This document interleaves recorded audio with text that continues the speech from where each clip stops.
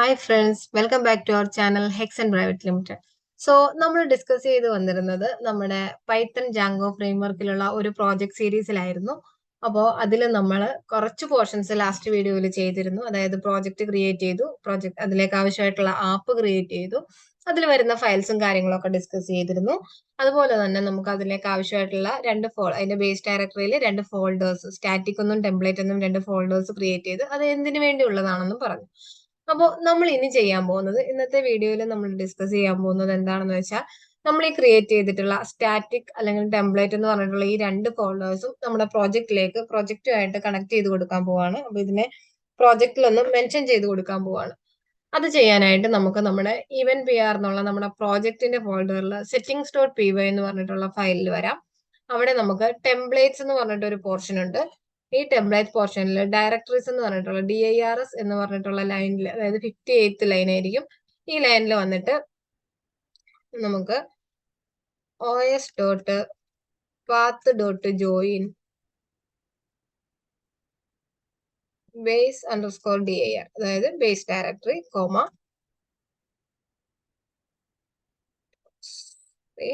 നമ്മൾ അടുത്തത് നമ്മൾ ക്രിയേറ്റ് ചെയ്ത് വെച്ചിരിക്കുന്ന ഫോൾഡറിന്റെ നെയിമാണ്. ഞാൻ ടെംപ്ലേറ്റ് എന്നാണ് ക്രിയേറ്റ് ചെയ്തേക്കുന്നത്. സോ ഞാൻ ടെംപ്ലേറ്റ് എന്ന് തന്നെ കൊടുത്തു.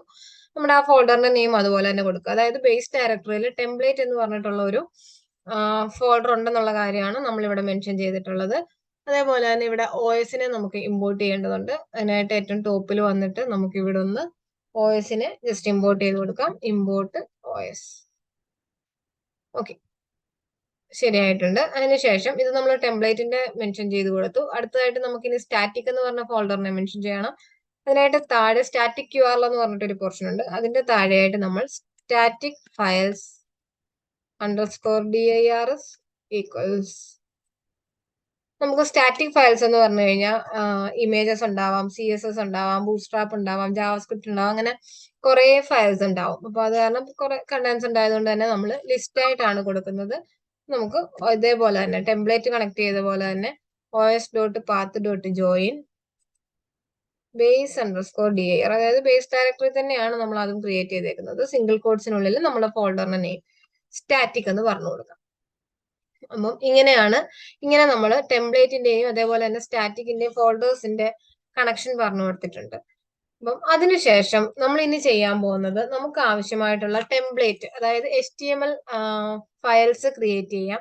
ഇതിപ്പോ ഞാൻ ഡയറക്റ്റ് ഇവിടെ തന്നെ HTML ഫയൽസ് ക്രിയേറ്റ് ചെയ്യാണ്. വലിയ രീതിയിലുള്ള സ്റ്റൈലും കാര്യങ്ങളും ഒന്നും നോക്കുന്നില്ല. അതുകൊണ്ട് ഞാൻ സിമ്പിൾ ആയിട്ട് ഇവിടെ HTML ഫയൽസ് ക്രിയേറ്റ് ചെയ്യുന്നതേ ഉള്ളൂ. നിങ്ങൾക്ക് കസ്റ്റമൈസ്ഡ് ആയിട്ടുള്ള നമ്മൾ പ്രീസെറ്റ് ചെയ്ത് വെച്ചേക്കുന്ന ടെംപ്ലേറ്റ് യൂസ് ചെയ്യാം. നമ്മൾ ഡൗൺലോഡ് ചെയ്തെടുക്കുന്ന ടെംപ്ലേറ്റ്സ് യൂസ് ചെയ്യാം. അതൊക്കെ നമുക്ക് നിങ്ങൾക്ക് അതില് HTML ഫയൽസ് ടെംപ്ലേറ്റ് എന്ന് പറഞ്ഞ ഫോൾഡറിലും, അതേപോലെ തന്നെ സ്റ്റാറ്റിക് കണ്ടന്റ്സ്, അതായത് സ്റ്റൈലും കാര്യങ്ങളും വരുന്ന CSS ഇമേജസ് അങ്ങനെയുള്ള ഫയൽസുകളൊക്കെ സ്റ്റാറ്റിക് ഫോൾഡറിലും സ്റ്റോർ ചെയ്യാം. അപ്പൊ ഞാനിവിടെ ടെംപ്ലേറ്റ് എന്ന് പറഞ്ഞ ഫോൾഡറിൽ പുതിയൊരു ഫയൽ ക്രിയേറ്റ് ചെയ്യുന്നു. ഒരു HTML ഫയൽ index.html. ഇതെന്റെ ഹോം പേജിന് വേണ്ടിയിട്ടാണ്. സോ ഞാൻ ഹോം എന്ന് കൊടുക്കുന്നു. ജസ്റ്റ് ഒന്ന് റെക്കഗ്നൈസ് ചെയ്യാൻ വേണ്ടിയിട്ട് കൊടുക്കുന്നതാണ്. അടുത്തതായിട്ട് എനിക്ക് about.html എന്ന് പറഞ്ഞിട്ടൊരു ഫയൽ ഞാൻ ക്രിയേറ്റ് ചെയ്യുന്നു.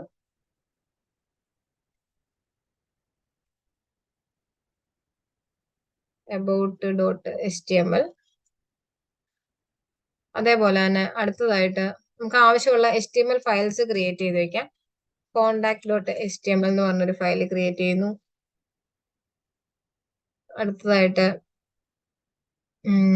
നമ്മൾ ഈവന്റ് മാനേജ്മെന്റ് സിസ്റ്റം പ്രോജക്റ്റ് ആണ് ചെയ്യുന്നത്. സോ ഈവന്റ്സ് ഡിസ്പ്ലേ ചെയ്യിക്കാൻ വേണ്ടി നമുക്കൊരു events.html എന്ന് പറഞ്ഞിട്ട് നമുക്ക് മറ്റൊരു ഫയൽ ക്രിയേറ്റ് ചെയ്യാം. അതേപോലെ തന്നെ നമുക്കിത് ഈവന്റ്സിനെ ഒന്ന് ബുക്ക് ചെയ്യാൻ വേണ്ടിയിട്ട് booking.html എന്ന് പറഞ്ഞിട്ട് നമുക്ക് ഒന്ന് ചെയ്യാം. ഓക്കെ, നമുക്ക് തൽക്കാലം ഇത്രയും ഫയൽസ് ഇരിക്കട്ടെ. എന്നിട്ട് നമുക്ക് ആവശ്യത്തിന് ഇനി ഏതെങ്കിലും വേണമെങ്കിൽ നമുക്ക് ആവശ്യത്തിന് ക്രിയേറ്റ് ചെയ്യാം.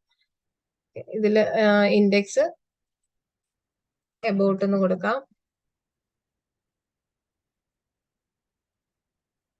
അടുത്തത് നമുക്ക് ബുക്കിംഗ് എന്ന് കൊടുക്കാം.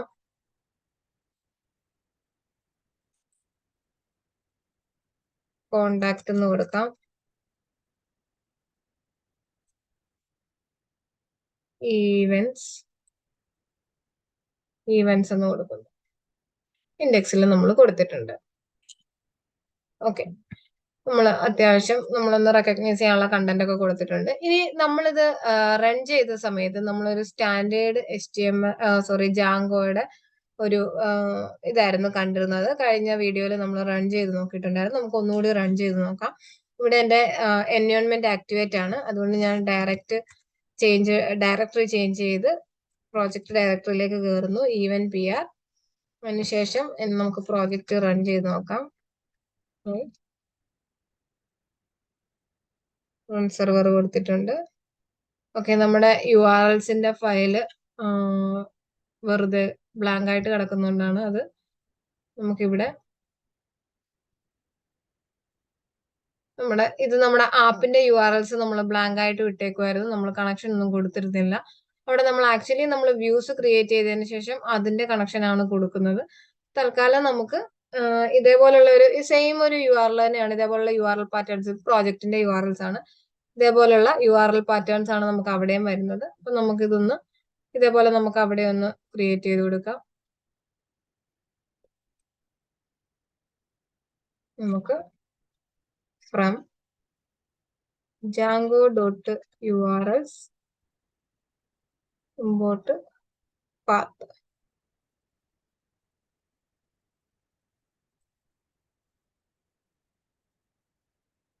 ഓക്കെ, അതിനുശേഷം URL patterns.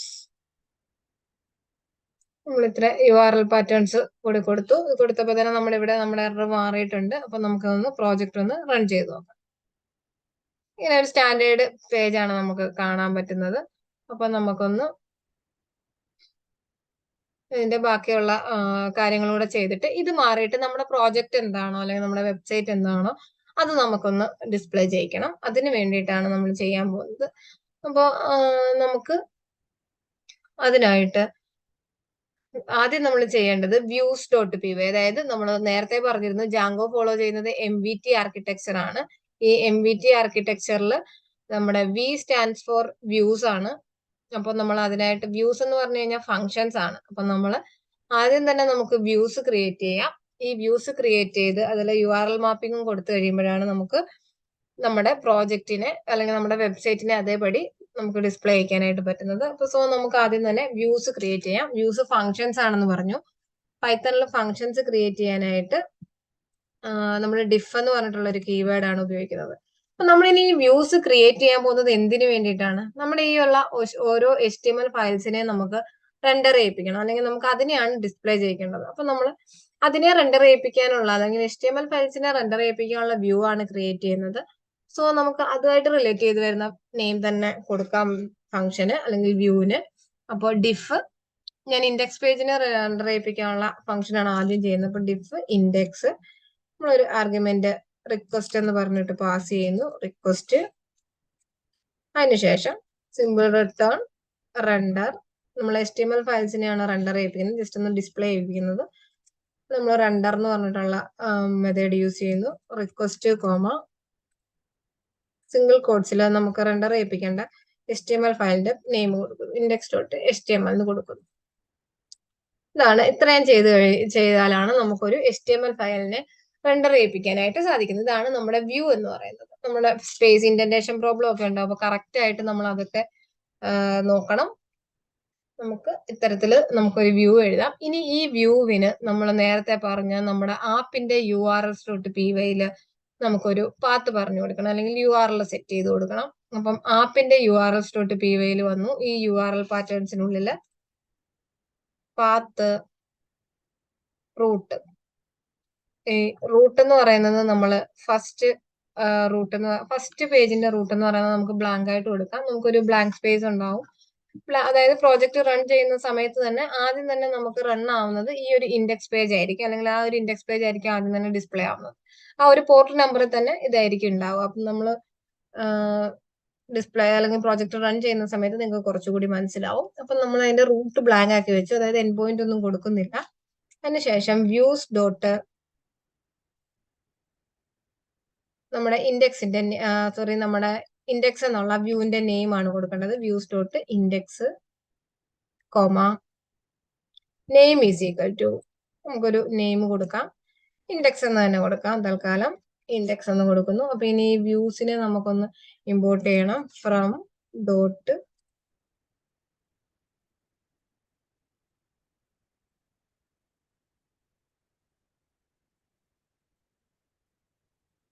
Import views. Current ഫോൾഡറിൽ തന്നെയാണ് വ്യൂസ് ഉള്ളത്. അപ്പൊ നമുക്ക് വ്യൂസിനെ നമ്മൾ ഇമ്പോർട്ട് ചെയ്തിട്ടുണ്ട്. നമുക്കിതൊന്ന് ജസ്റ്റ് ഒന്ന് റൺ ചെയ്ത് നോക്കാം. നമ്മുടെ ഹോം എന്ന് പറഞ്ഞിട്ടുള്ള പേജ് നമുക്ക് റൺ ആയി വന്നിട്ടുണ്ട്. നോക്കി കഴിഞ്ഞാൽ കാണാം, നമ്മൾ ആ ഒരു ഇൻഡെക്സ് പേജ് ജസ്റ്റ് ഹോം എന്നായിരുന്നു കൊടുത്തിരുന്നത്. അപ്പോൾ ഹോം എന്ന് പറഞ്ഞിട്ട് നമുക്ക് അതൊന്ന് ഡിസ്പ്ലേ ആയി വന്നിട്ടുണ്ട്. ഇനി ഇവിടത്തേക്ക് നമുക്ക് നമ്മുടെ വെബ്സൈറ്റിൽ ഡിസ്പ്ലേ ചെയ്യാൻ ആവശ്യമായിട്ടുള്ള നൗ ബാറോ അല്ലെങ്കിൽ മറ്റുള്ള ബാനേഴ്സോ കാര്യങ്ങളൊക്കെ നമുക്ക് ഇവിടെ കൊടുത്തു കഴിഞ്ഞിട്ടുണ്ടെങ്കിൽ നമുക്ക് അതിനെ ഡിസ്പ്ലേ ചെയ്യാൻ പറ്റും. ഇതേപോലെ ബാക്കിയുള്ള ഫയൽസിന്റെ കൂടെ നമുക്ക് ജസ്റ്റ് ഒന്ന് വ്യൂവും URL-ഉം സെറ്റ് ചെയ്യാം. അപ്പോൾ അടുത്തതായിട്ട് നമ്മൾ നമ്മുടെ വ്യൂസിൽ വന്നിട്ട് അടുത്തതായിട്ട് നമുക്ക്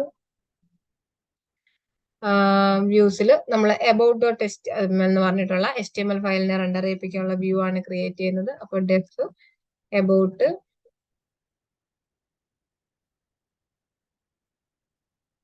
റിക്വസ്റ്റ്